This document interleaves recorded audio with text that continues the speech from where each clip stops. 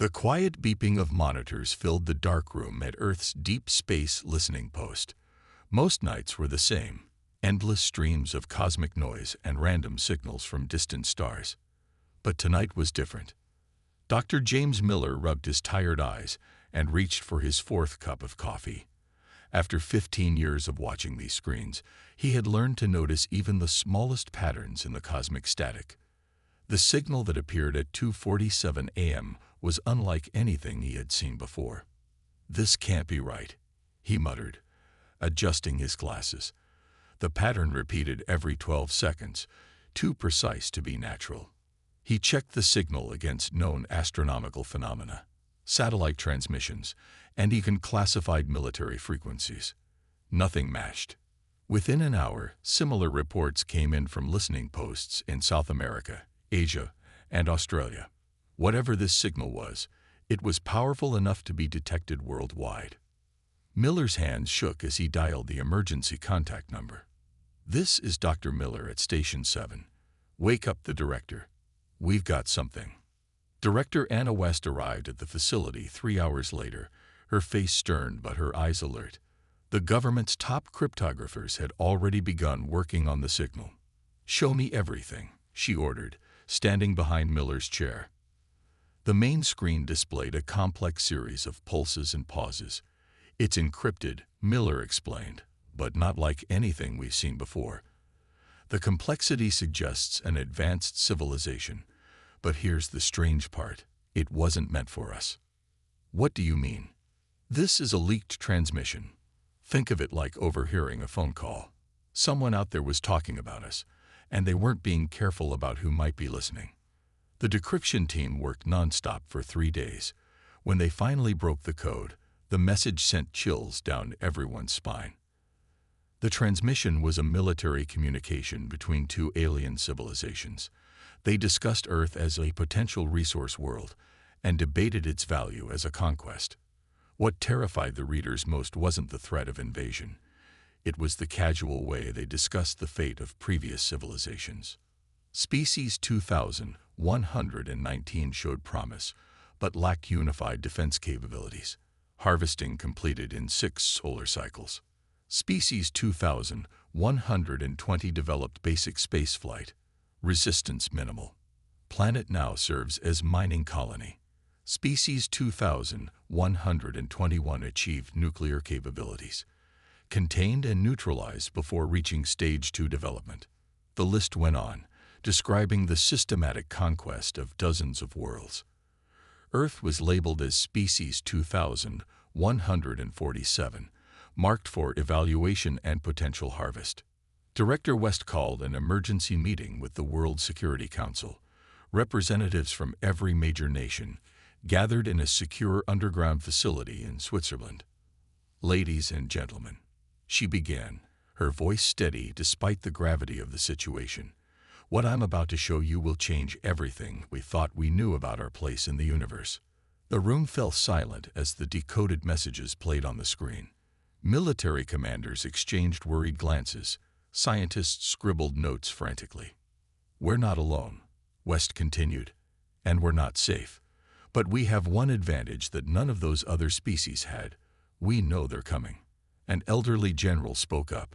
"How long do we have?" Miller stepped forward, clutching his tablet. "Based on the communication patterns and mentioned timescales, we estimate between 5 to 10 years before they reach our solar system." "Then we have work to do," West declared. "As of this moment, I'm initiating Project Sentinel. Everything we build must be hidden. Every defense we create must be invisible from space. We'll look weak and primitive on the surface, but underneath," she paused, her expression hardening, "we'll be ready for them."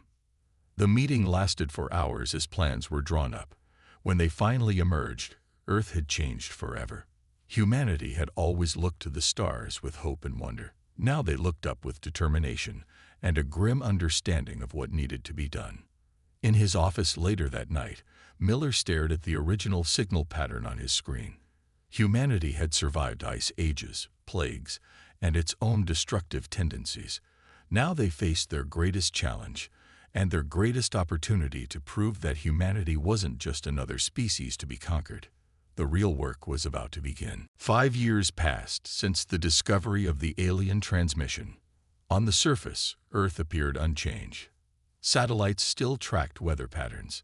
Television stations still broadcast reality shows. Cars still filled the highways. But beneath this normal facade, humanity was preparing for war. Deep under the Nevada desert, Director West stood in front of a massive window overlooking an underground factory.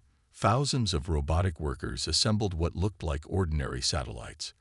But these weren't meant for television or GPS. "How many have we launched?" she asked the facility manager beside her. 212, he replied, checking his tablet. "We disguised them as communication satellites or space debris.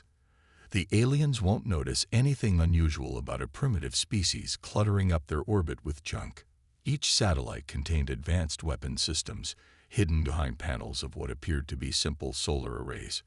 In reality, they were part of Earth's first line of defense.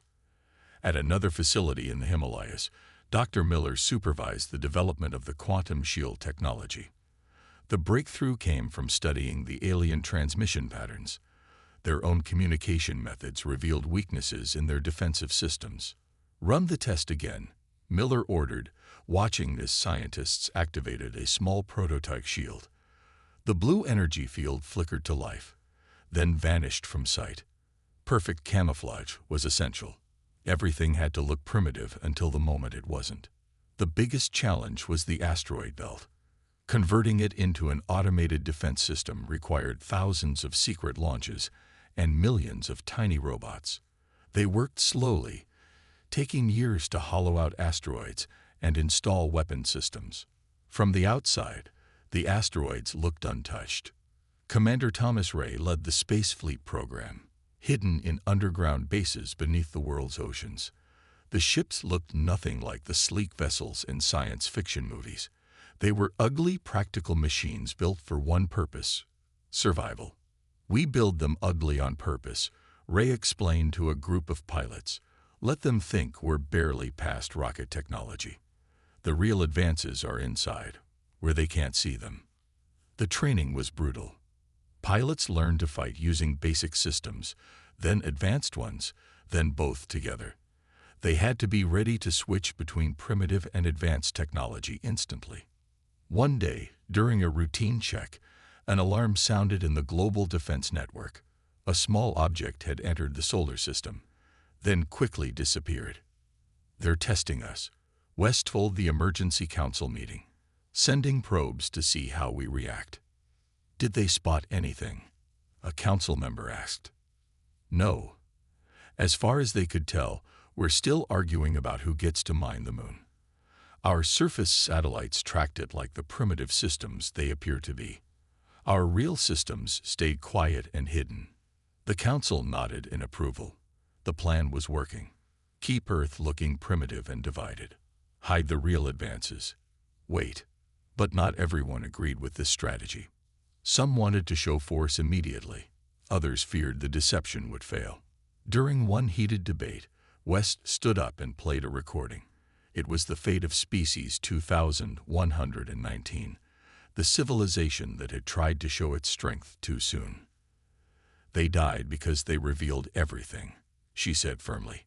"We'll survive because we reveal nothing. Not until the perfect moment." The work continued. Every new building had a hidden bunker beneath it. Every new satellite launch carried secret weapons. The moon bases looked like simple research stations, but contained enough firepower to destroy a fleet. Deep under the Pacific Ocean, Commander Ray watched his fleet run drills. The ships moved in perfect formation, practicing maneuvers that would look clumsy to an observer, but could turn deadly in an instant. "We're not building a military," he told his crews. "We're building the biggest surprise in human history." 5 years had passed, and 5 remained until the estimated arrival of the alien forces. On the surface, Earth still looked like an easy target, a young species taking its first steps into space. But underneath, humanity had created the deadliest defensive system in their corner of the galaxy. They worked in silence, hidden from the stars, waiting for the day when someone would make the mistake of thinking Earth was weak. They would only make that mistake once. The first real warning came on a quiet Tuesday morning. Deep space sensors detected 3 unknown objects moving through the Kuiper Belt. Unlike the previous probe, these stayed longer, watching. In the underground command center, Director West and Commander Ray studied the readings. The objects moved with clear purpose, scanning Earth's outer solar system. "They're mapping our defenses," Ray said, pointing to the screen. "Or rather, they're mapping what they think are our defenses." West nodded. "Show me what they're seeing." A second screen lit up, displaying Earth's space presence as it appeared to outsiders. A few hundred basic satellites, some space junk, a small station in orbit, and a handful of primitive moon bases. Perfect. "Our real systems?" she asked. Ray pressed a button. The true display appeared, thousands of armed satellites hidden as debris, the weaponized asteroid belt, quantum shield generators disguised as research equipment, and the massive hidden fleet waiting in underwater bases. "They see exactly what we want them to see," Ray confirmed. "A young species, still playing with rockets." The alien probes spent 3 days examining the solar system. They paid special attention to Earth's visible military capabilities, the basic missile systems, the primitive radar networks, the simple fighter jets. In his lab, Dr. Miller watched the data from the probe scans. "They're not even trying to hide their presence anymore," he reported. "They think we're too primitive to detect them properly." This was exactly what humanity had planned for. Every visible piece of technology on Earth was carefully chosen to show just enough advancement to be noticed, but not enough to be feared. The underground cities were now complete. Beneath every major population center, vast complexes could house millions. The public thought they were subway expansions or civil defense projects. They had no idea these would be humanity's fortresses. One probe ventured closer than the others, passing Mars. Earth's visible defense systems tracked it clumsily with obvious radar suites. The hidden quantum sensors mapped every detail of the alien vessel. "Look at this," Miller said, showing the scans to West. "Their shield technology matches what we decoded from their transmissions. The weaknesses are exactly where we predicted." West allowed herself a small smile. 10 years of preparation, and we read their playbook before they even arrived. The AI defense systems, integrated into everything from satellites to street cameras, silently analyzed every piece of data from the probes. They learned, adapted, and prepared countermeasures while appearing to be simple automation programs. In a hidden facility under the Atlantic, the final pieces of the global shield network were coming online. Engineers worked day and night, knowing time was running out. "They're testing our response times," Ray noted, watching the probe's movements, "seeing how quickly our visible defenses react." The probe sent a simple signal toward Earth, a basic greeting in several mathematical sequences, standard first contact protocol. "Should we answer?" asked a young officer.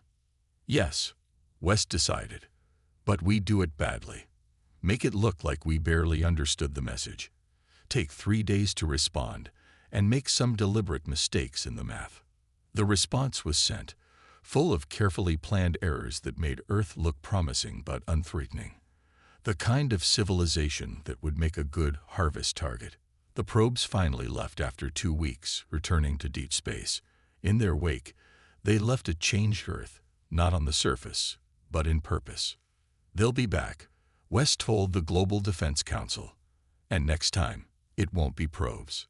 The council members watched as she pulled up the latest intelligence. "Our deep space arrays detected their main fleet. They're gathering at the edge of our detection range. Hundreds of ships, maybe more." "Time estimate?" someone asked. 3 months, Miller answered. "Maybe 4. They're coming to claim their prize." West stood at the main window, looking out at the underground hangar filled with humanity's real fleet. "Let them come. Every satellite is ready. Every shield is charged. Every weapon is primed." She turned to face the council. "We've hidden our strength for 10 years. We've built our defenses in secret. We've prepared for this moment. Now, she said, her voice hard with determination, we wait for them to make the first move. And then we show them exactly what humanity can do. The countdown to first contact had begun. The alien ship appeared just beyond Mars' orbit, its hull gleaming under the distant sunlight. It was massive, nearly a mile long, shaped like a sleek arrowhead. Earth's public satellites tracked it openly, while thousands of hidden sensors recorded its every detail. In the underground command center, Director West and Commander Ray watched the approaching vessel. This wasn't a probe. This was first contact. They're broadcasting, Miller announced from his station.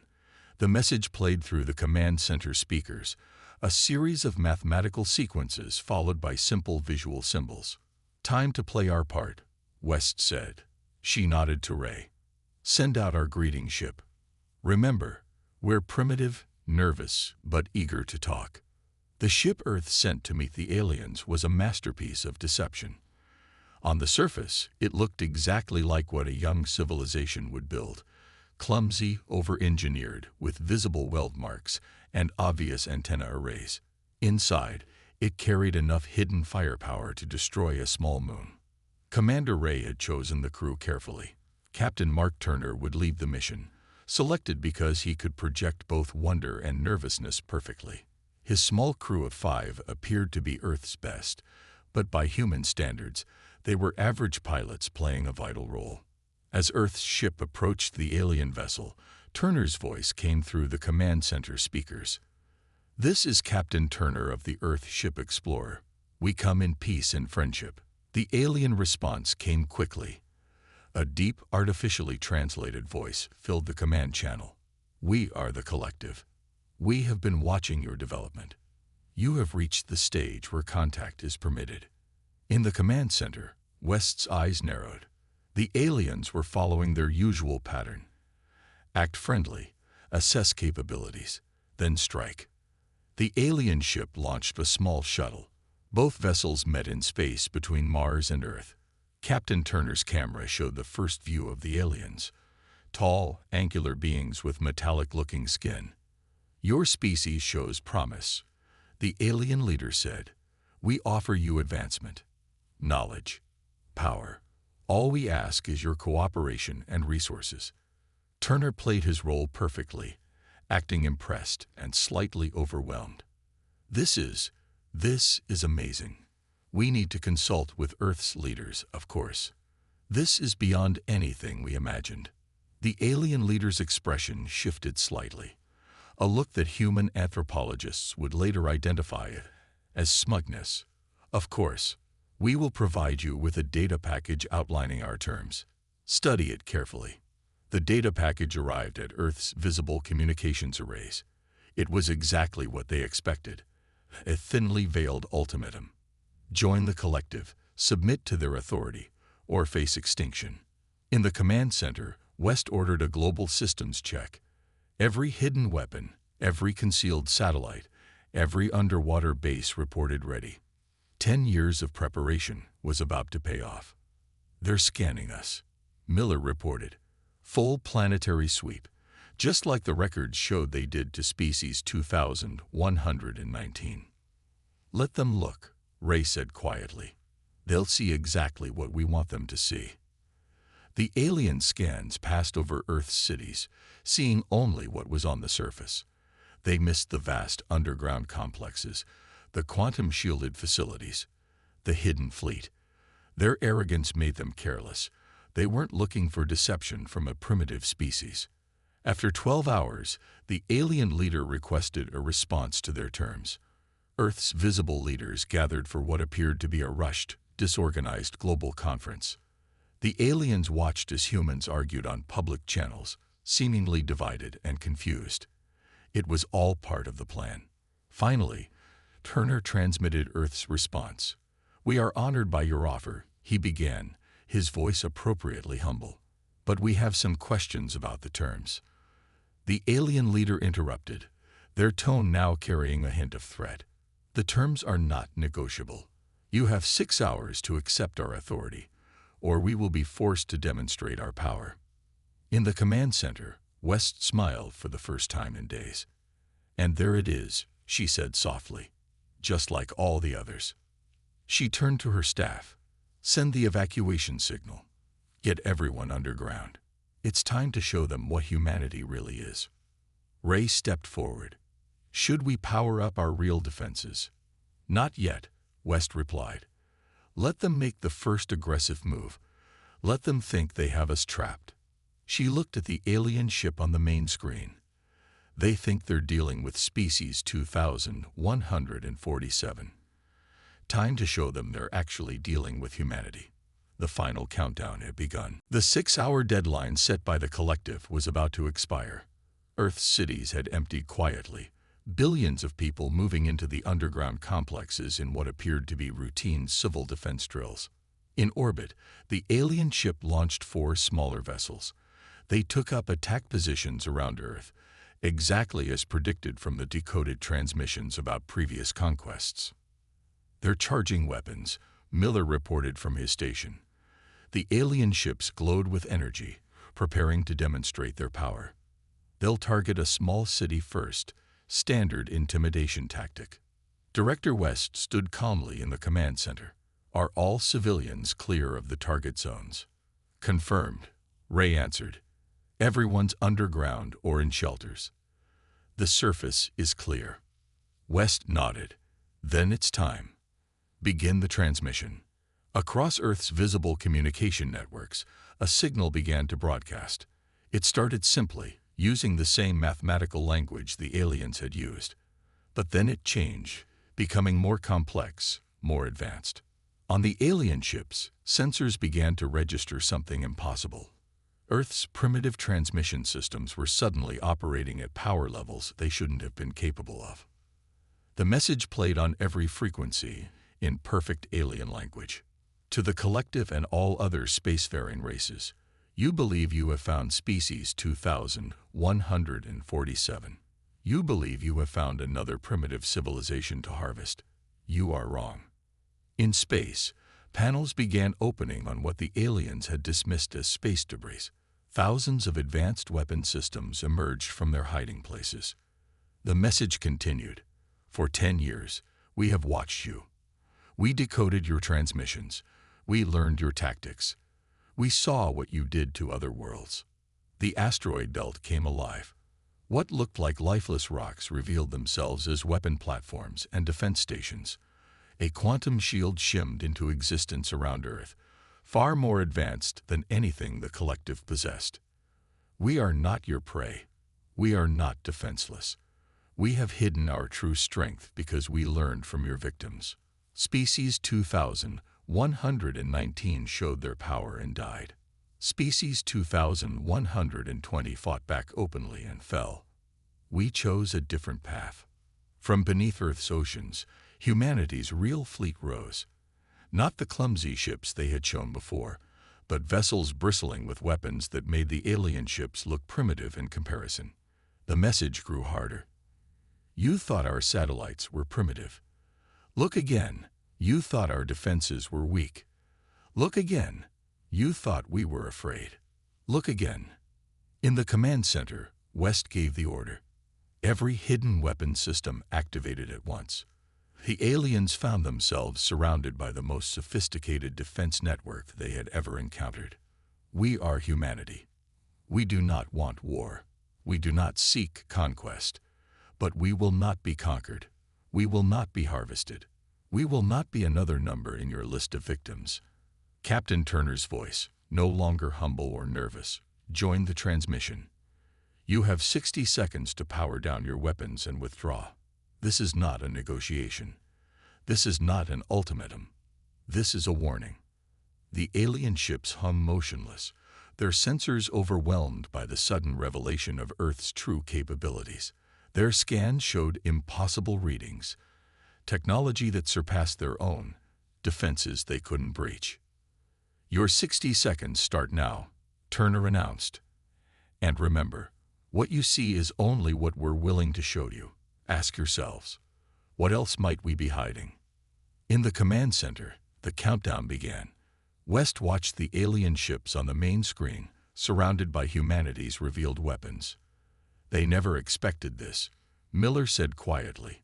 No species has ever hidden their capabilities so completely. No species has ever waited so long to reveal their strength. That's why we'll survive, West replied. That's why we'll be the last species they ever try to harvest. The aliens' response came with 15 seconds remaining. Their weapons powered down. Their ships began to turn away from Earth. A wise choice, West said. She turned to her staff. Maintain full alert. Watch them leave, and make sure they take our message to every corner of their empire. As the alien ships retreated, Earth's final transmission followed them. Remember this day. Remember what you learned. And most importantly, remember to warn the others. Earth is not a target. Earth is not a prize to be claimed. Earth is protected. The message would echo across the galaxy. Humanity had revealed itself not with aggression, but with absolute, undeniable strength. The harvest would not come to Earth. Not today. Not ever. 3 days after Earth's message, the collective made their decision. A massive fleet emerged from hyperspace at the edge of the solar system. Over 200 warships, each larger than the first contact vessel. Right on schedule, Director West said, watching the tactical display. They can't allow us to exist. We've threatened their entire system of conquest. In the command center, Commander Ray studied the alien fleet's formation. They still think they have the advantage of numbers. They don't realize that every asteroid, every piece of debris, every satellite is a weapon. The alien fleet's message was brief. Submit or be destroyed. You have 1 hour. West's response was even shorter. No. The battle began exactly as humanity's strategists had predicted. The alien fleet split into 3 groups, one to attack Earth directly, one to secure the moon, and one to clear the asteroid belt. They never had a chance. As the first group approached Earth, the quantum shield activated. Unlike the crude barriers the aliens used, this one was based on their own stolen technology, improved by 10 years of human innovation. First wave reaching optimal range, Miller reported. All systems ready. West nodded. Show them what humanity can do. The space around Earth erupted with weapons fire. Every piece of space junk revealed itself as a deadly weapon platform. Thousands of advanced missiles launched from hidden silos on the moon's dark side. The asteroid belt came alive with energy weapons that cut through alien shields like paper. In orbit, Captain Turner led the counterattack. Earth's hidden fleet emerged from underwater bases, their engines glowing with power the aliens had never seen before. The ships moved with impossible speed and precision, their AI-enhanced systems predicting and countering every alien tactic. They're using formation pattern Delta, Ray observed, exactly like they did against species 2120. And we know exactly how to counter it, West replied. She gave the order. Execute Defense Plan 7. Earth's ships scattered in what looked like chaos. The aliens pressed their attack, thinking they had caused a retreat. Instead, they flew straight into humanity's trap.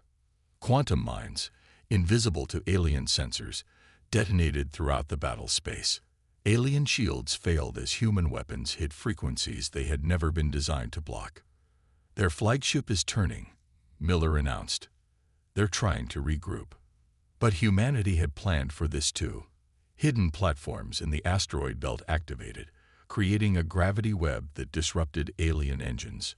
Ships that had traveled across galaxies found themselves unable to maneuver. The alien admiral's voice boomed across all channels. Impossible. You are primitives. How can you have this technology? West's voice was calm as she responded. We learned from every species you destroyed. We study your tactics. We improve your technology. Everything you see today, you gave us the foundation for, through your own arrogance. The battle lasted less than 2 hours. Alien ships, designed to fight enemies who fought openly, had no defense against weapons they couldn't detect until it was too late. Human vessels, smaller but far more advanced, picked apart the mighty fleet piece by piece.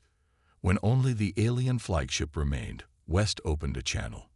"This is your last warning. Retreat and take our message to your leaders.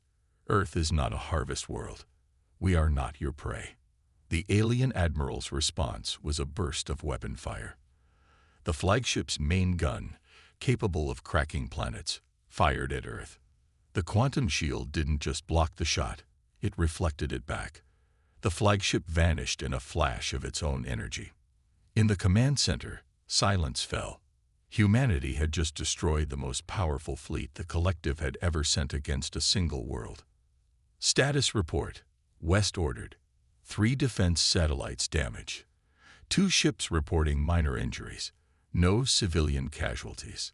No major damage to any Earth facilities. Ray reported, his voice filled with pride. Miller looked up from his station.